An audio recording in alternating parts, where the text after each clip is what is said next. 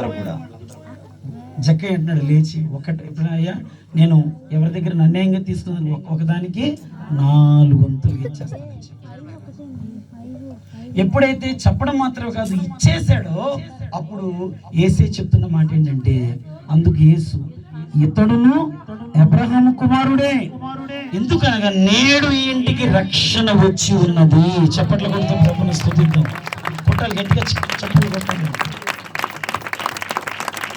నేడు ఇంటికి రక్షణ వచ్చి ఉంది.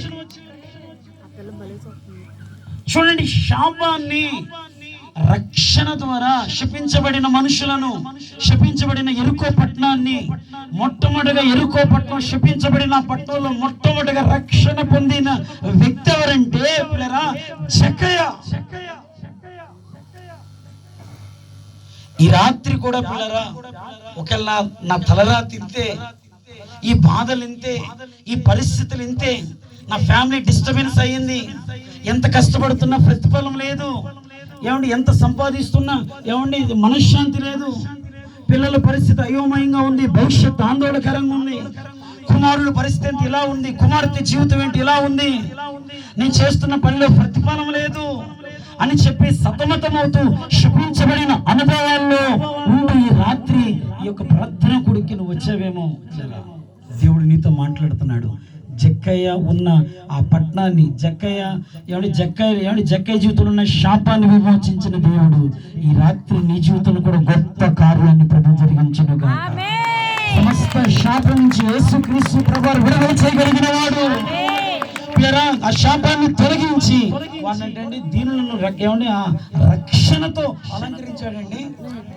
శపించబడిన అనుభవాలు పిల్లలు ఆ పట్టణంలో మొట్టమొదటిగా స్టార్ కట్టాడు జక్కయ్య. పిల్లరా మొట్టమొదటిగా క్రిస్మస్ పండుగ చేశాడు జక్కయ్య. ఏమంటే తన జీవితంలో ఉన్న శాపం, ఆ పట్టణంలో ఉన్న శాపం అంతా తొలగిపోయింది. చీకటి తొలగిపోయింది, మరణం తొలగిపోయింది, కన్నీరు తొలగిపోయింది, దుఃఖం తొలగిపోయింది, అసమాధానం తొలగిపోయింది, పిల్లరా భయము తొలగిపోయింది జక్కయ్య జీవితంలో. యేసుక్రీస్తు ప్రభువు ఎందుకు ఈ లోకానికి వచ్చారంటే నశించిన దానిని వెతికి రక్షించడానికి ఆయన ఈ లోకానికి వచ్చారు. నశించిన పిల్లలు ఎవరు నశించిపోతున్నారు? యేసుక్రీస్తు ప్రభువు ఎవరికి లోక రాసిన సువార్త 15వ అధ్యాయంలో కొన్ని ఉపమానాలు చెప్పారండి. ఆయన ఉపమానం లేకుండా ఏది కూడా ఎక్కడ చెప్పలే. చాలా చాలా సింపుల్ లాంగ్వేజ్ అండి. యేసే బైబిల్ చక్కగా ఎలా వాడారంటే, వ్యవసాయం చేసుకునే వాడికి వ్యవసాయ పద్ధతిలో వాక్యం చెప్పారు, చేపలు పట్టే జాలరికి చేపలు పట్టే విధానంలో చెప్పారు, వ్యాపారం చేసే మనిషికి వ్యాపార శైలిలో భాషలు అర్థమయ్యేటట్లుగా చెప్పారు, చదువుకున్న వాళ్ళు ఏమంటే ధర్మశాస్త్ర ఉపదేశకులకి వాళ్ళ జ్ఞానాన్ని బట్టి వాక్యాన్ని వాళ్ళకి బోధించారు. పిల్లల 4 సువార్తల్లో కూడా భాష చాలా సింపుల్గా ఉంటుంది. పిల్లలు ఆయన ఉపమానం లేకుండా ఏది ఏమండి చెప్పల. యేసే చెప్పిన 3 ఉపమానాలు అందుట్లో ఉన్నాయి. మొట్టమొదటిది తప్పిపోయిన గొర్రె, 100 గొర్రెల నుంచి ఒక గొర్రె తప్పిపోయింది. రెండవది ఒక 10 నాణాల్లో ఒక నాణం పోగొట్టుకున్న స్త్రీ. మూడవది ఏమంటే తండ్రి దగ్గర నుంచి తన ఆస్తిని తీసుకెళ్ళిపోయిన కుమారుడు. చూడు, ఇలా ఈ 3 ఉపమానాల పిల్లలు 100 గొర్రెలు, ఆ కాపరికి 100 గొర్రెలు ఉన్నాయి. అయితే పిల్ల ఒక గొర్రె తప్పిపోయింది. తప్పిపోయిన గొర్రె ఎప్పుడైతే తప్పిపోయిందో కాపరి లేడండి, సహవాసం లేదు. పిల్లరా ఎటు వెళ్ళాలో ఎటు నడవాలో పిల్లలు అర్థం కాని స్థితి. కాపరి లేడు, సహవాసం లేదు, కాపుదల లేదు, ఏమంటే సురక్షితమైన మార్గం లేదు, ఏమంటే పౌష్టిక ఆహారం లేదు. పిల్లరా ఒక ధైర్యం లేదు, భయంగా మందను విడిచి ఏమండి భయంగా పిల్లరా ఏమండి వెళ్ళటం ప్రారంభించింది ఆ గొర్రె. చూడండి, మందరలో ఉన్నప్పుడు అది కాపరి యొక్క సంరక్షణలో కాపాడబడ్డది. ఇప్పుడు గొర్రె తప్పిపోయి ఏమైపోతుందంటే పిల్లరా ఏమండి నశించిపోవడానికి స్టార్ట్ అయిపోయిందండి. ఆ గొర్రె యొక్క పరిస్థితి నశించిపోయే అనుభవాల్లో నడుస్తుంది గొర్రె. ఏమైంది? ఏ దుష్టమృగం వచ్చి పడుతుందో తెలియదు. ఏమంటే ఏ దొంగ వచ్చి దోచుకుంటాడో అర్థం కాదు. పిల్లరా అది తను కాపాడుకోవడానికి ఏమంటే బిక్కముఖం వేసుకుని బెదురుగా ఏమంటే బెదురు చూపులు చూస్తూ పిల్లరా అధైర్య పడుతూ అటు ఇటు పారిపోతుంది. పారిపోతున్నప్పుడు పిల్లరా కొండలు ఎక్కుతూ ఉంది, పడిపోతుంది, లోయల్లో పడిపోతుంది. పిల్లరా ముళ్ళు గుచ్చుకుంటున్నాయి, గాయపరచబడుతుంది, దెబ్బలు తగులుతున్నాయి, కాళ్ళు ఇరిగిపోతున్నాయి. ఏమంటే కళ్ళుల్లో చెవుల్లో పిల్లల మొహం అంతా ముళ్ళు గుచ్చుకుంటున్నాయి, ఎముకలు ఇరిగిపోతున్నాయి. పిల్లల భయంకరమైన పరిస్థితుల్లో పిల్లరా ఆ గొర్రె ఏమైపోయిందంటే పిల్లల కొండల్లో, లోయల్లో, ఏమంటే చెట్టుల్లో, పుట్టల్లో, పిల్లల నీళ్ళల్లో పిల్లల భయంకరంగా పిల్లల ఎన్ని అనుభవాలు, ఎన్ని కష్టాలు అయితే పడుతుంది పిల్లరా. అన్ని కష్టాలు పడ్డది పిల్లల ఆ గొర్రె. అయితే ఆ గొర్రెలో ఉందేంటంటే ఒక్క గొర్రెలో ప్రాణం తప్ప మిగిలింది ఏమి కూడా లేదు పిల్లల. ప్రాణం ఒక్కటే ఉందండి, కానీ ప్రాణం ఉంటే ఏం ప్రయోజనం? లేవలేని స్థితి. ప్రాణం ఉంటే ఏం ప్రయోజనం? ఏమి చేయలేని స్థితి, తినలేని స్థితి, నడవలేని స్థితి పిల్లరా. కనీసం నేను ఇక్కడ ఉన్నానని చెప్పడానికి దగ్గరగా కూడా తన భాషలో, ఆ గొర్రె భాషలో కనీసం పిల్లలు అరవడానికి కూడా శక్తి లేని పరిస్థితుల్లో ఏమైపోయిందంటే కుప్ప కూలిపోయింది గొర్రె. కాపరికి తెలియదు ఇదంతా పిల్లరా. క్షణంలోనే కొన్ని గంటల వ్యవధిలోనే జరిగిపోయింది అంతా కూడా పిల్లరా. ఇంత భయంకరమైన వ్యవధిలో జరిగిపోయేసరికి కాపరి సాయంత్రం ఏం చేశాడంటే గొర్రెలన్నిటిని అంటే మా దొడ్డులోనికి చూస్తున్నాడు, లెక్కెట్టుకుంటూ ఉంటే పిల్లరా ఒక గొర్రె తక్కువ వస్తుంది. ఏమైపోయింది అని చెప్పేసి పిల్లల 99 గొర్రెలను విడిచి ఆ తప్పిపోయిన ఒంటరిగా అయిపోయిన పిల్లల ఆ గొర్రె కోసం వెతకడానికి ఎవడ నడక ప్రారంభించాడట. గొర్రె ఏ అనుభవాల్లో వెళ్ళిపోద్దో గొర్రె గురించి బాగా ఎరిగిన వాడు ఆ కాపరి. గొర్రెకి తెలుసు ఏమంటే గొర్రె యొక్క నడవడికను బట్టి, అది తింటున్న ఆహారాన్ని బట్టి, తాగుతున్న నీళ్ళను బట్టి, ఏమంటే దాని యొక్క స్వరాన్ని బట్టి కాపరి దాని ఆరోగ్య స్థితిని అంచనా వేస్తాడు. గొర్రెల కాపరి అర్థమైపోతుంది అది ఏ అనారోగ్యం చేత ఉందో, ఎందుకు ఇలా ఉందో పిల్లలు వెంటనే దానికి దాన్ని బాగు చేయడానికి ప్రయత్నం చేస్తుంటాడు.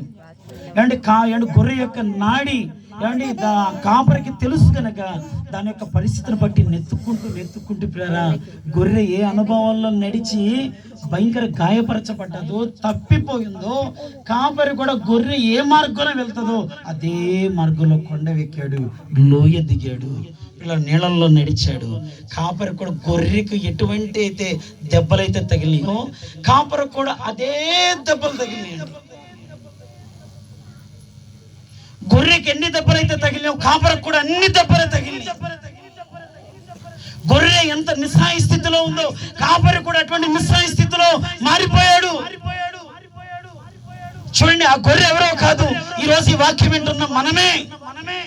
ఈ భూమి మీద ఉన్న సమస్త మానవాళి గొర్రెలే. దేవుని యొక్క వాక్యం చెప్తుందండి పిల్లరా.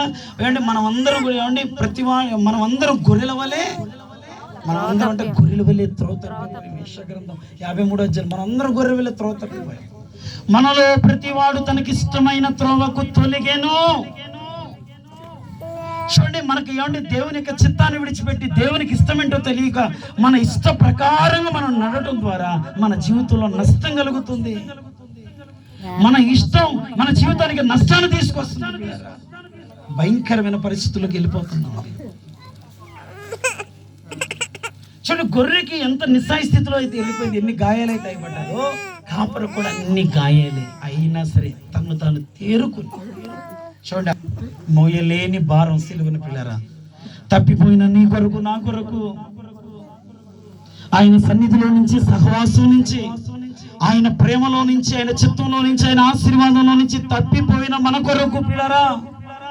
చూడండి, ఎలా అయితే నశించిపోతున్నామో పిల్లరా, నశించిపోతున్న మనిషిని పిల్లరా వెతికి రక్షించడానికి సిలువలో కూడా ఆయన కూడా పిల్లరా, ఆయన కూడా తను నశించిపోయాడండి. తను తాను కృషించిపోయాడు, తను తాను అర్పణగాను ఏమంటే దేవునికి ఇష్టమైన వాడు కానీ తను దేవునికి అర్పించుకున్నాడు. ఏమంటే దేవుడై ఉండి దాసుని స్వరూపం ధరించాడు.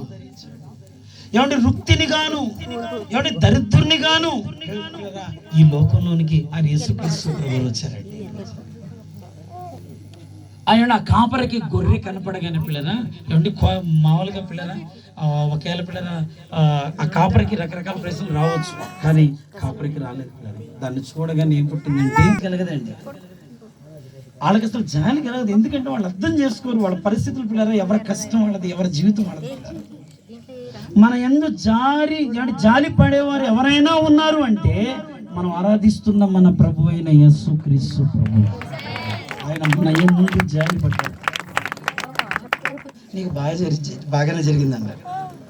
మనుషులు ఎప్పుడు కూడా ఏమనుకుంటారంటే, ఏమైనా ఇబ్బందికరమైన పరిస్థితులు వస్తున్న మనుషులు ఏమనుకుంటారంటే వీళ్ళకి బాగానే మన ముందు అనకపోయినా వాళ్ళు ఏమంటారంటే, మీకు తెలియదండి, ఆవిడ సంగతి మీకు తెలియదండి, ఆయన సంగతి మీకు తెలియదండి, ఆ పిల్లలు అలా కనపడతారు కానండి వాళ్ళకి అలాగే జరగాలండి, ఆ కుటుంబానికి అలాగే జరగాలని అంటారు కఠినమైన ఆత్మతో. కానీ కాపరి గొర్రెని చూడగానే పిల్లరా జాలి కలిగింది. ఇంతకుముందు నడిపించాడు, ఇంతకుముందు దాని పక్కన నిలబడ్డాడు, తోడుగా నీడగా ఉన్నాడు. చూడు, తప్పిపోయిన గొర్రెని రక్షించినట్లుగా ఈ క్రిస్మస్ వేళలో పిల్లరా తప్పిపోయిన అనుభవాల్లో ఎవరో నడుస్తున్నారేమో. క్రిస్మస్ పండుగ పిల్లరా స్టార్ కట్టాం, పిల్లరా లైటింగ్ పెట్టాం, భోజనాలు పెట్టాం, ప్రార్థనలు పెట్టాం, అంతా హడావుడి చేసాం, కొత్త బట్టలు పిండి వంటలు అన్ని హడావుడి చేసాం. పిల్లరా తప్పిపోయిన అనుభవాల్లో ఉంటే పిల్లరా అది మన పండగ దేవుని యొక్క చిత్తంలో పండగ చేసినట్లు కాదు. అక్కడ గొర్రె రెండోది ఏంటంటే స్త్రీ పిల్లరా గొర్రె నశించిపోయింది. ఇప్పుడు స్త్రీ 10 వెండి నాణాల్లో 1 వెండి నాణ్యాన్ని పోగొట్టు కంగారు పడిపోతుంది. తర్వాత తప్పిపోయిన కుమారుడు ఆస్తి తీసుకుని వెళ్ళిపోయాడు. పిల్లరా తండ్రి దగ్గర నుంచి ఆస్తిని తీసుకుని తండ్రిని విడిచిపెట్టి వెళ్ళిపోయినప్పుడు అతని పరిస్థితి ఏంటంటే ఆస్తి ఉన్నంత వరకు బాగానే ఉంది, ఆస్తి అంతా పోయి పిల్లరా చివరికి పిల్లరా దుర్వ్యాపారంతో తన ఆస్తి అంతా పోగొట్టుకుని చివరి అన్నం లేని పరిస్థితులకు వచ్చేసాడు. అటువంటి పరిస్థితుల్లో పిల్లరా పందులు తినే పొట్టు దగ్గర, పందులు మేపే ఆ షెల్టర్ దగ్గరికి వెళ్ళి పనోళ్ళు ఉన్నారు. ఎటువంటి స్థితిగా మారిపోయింది. ఎక్కడ ఉండవలసిన వాడిని ఎక్కడికి వచ్చాను. తండ్రి ఏంట ఎంతో పనితో కళకళలాడుతూ ఉండేవాడిని, కానీ ఇటువంటి భయంకరమైన స్థితిలో వచ్చేసి నా తండ్రి ఇంటికి వెళ్ళిపోవాలని చెప్పి కుమారుడు ఏమైపోతే నశించిపోయాడు. ఈ రాత్రి పిల్లరా తప్పిపోయిన గొర్రెలాగా ఉన్నావేమో, వెండి నాణ్యాన్ని పోగొట్టుకున్నావు, ఒక మనిషిలాగా ఉన్నావేమో, తండ్రికి దూరమైన కుమారులాగా ఉన్నావేమో. పిల్లరా నశించిపోతున్న మనుషులను పిల్లరా దేవుడు ఏం చేస్తారంటే వెతికారండి. దేవుడు ఏం చేస్తారంటే వెతికారు. తను వెతుకు వారి కంటే ఆయన దొరికే దేవుడు అండి. యెహోవా దొరుకు కాలంలో మనం ఏం చేయాలి, వెతకాలి. దేవుడు వెతికారు, మనల్ని అందరినీ వెతికారండి.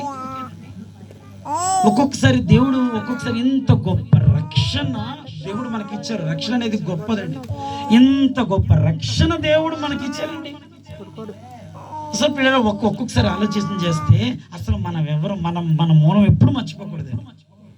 అసలు మన జీవితం ప్రారంభం ఏంటి పిల్లలు, అసలు మన మూలం ఏంటి, మన మనస్సు ఏంటి, మన హృదయ స్థితి ఏంటి పిల్లలు. ఎటువంటి అహంకారంతో విర్రవీగిపోయిన స్వభావంతో అందాన్ని బట్టి విర్రవీగిపోయి, వయసును బట్టి విర్రవీగిపోయి, ధనాన్ని బట్టి విర్రవీగిపోయి, కన్ను మిన్ను కానరాకుండా, వాయవరస లేకుండా, ఇష్టానుసారంగా నోరుందని, వయసు ఉందని, బలం ఉందని, బలగం ఉందని, ధనం ఉందని, పదం ఉందని, పరపతి ఉందని, ఆస్తి ఉందని, అంతస్తున్నదని పిల్లరా విర్రవీగిపోయిన పిల్లల మనలను దేవుడు ఏం చేశారంటే వెతికారండి.